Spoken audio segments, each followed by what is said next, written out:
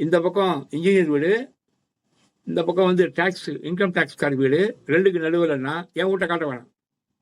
2 வீடு தெரிஞ்சா என் வீடு தானா தெரியும். கிருஷ்ணமூர்த்தி வீடா இது காட்டாத.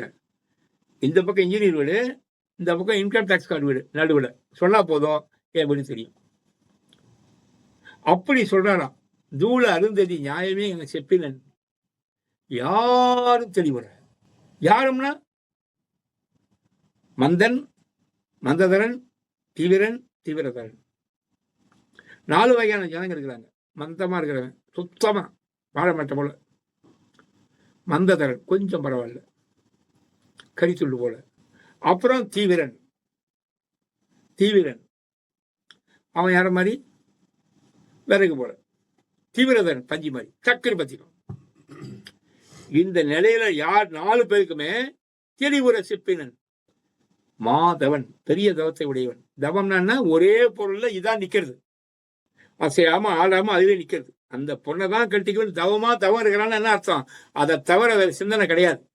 எந்த பொண்ணு வந்தாலும் ஏறுத்து பார்க்க மாட்டான், எனக்கு அந்த பொண்ணு தான் வேணும் அப்படின்னு நிற்பான்.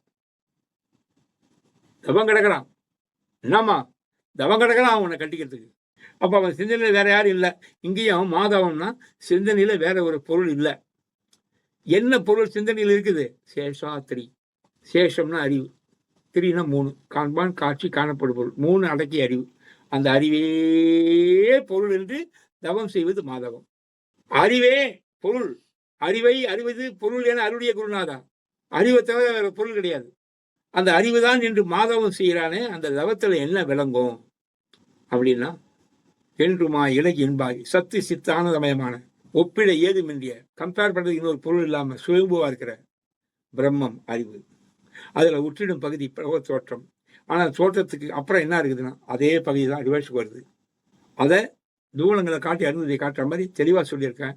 கடைசியா நீங்க என்ன ஆவீங்கன்னா, பார்க்குற நீங்களும் பார்க்கப்படுற உலகமும் இது இப்படின்னு காற்று அறிவும் ஒரே பொருளா விளங்கும். அதான் நானாஜிவாத கட்டளை நோக்கம். அந்த பாட்டுக்கு அதான் அர்த்தம்.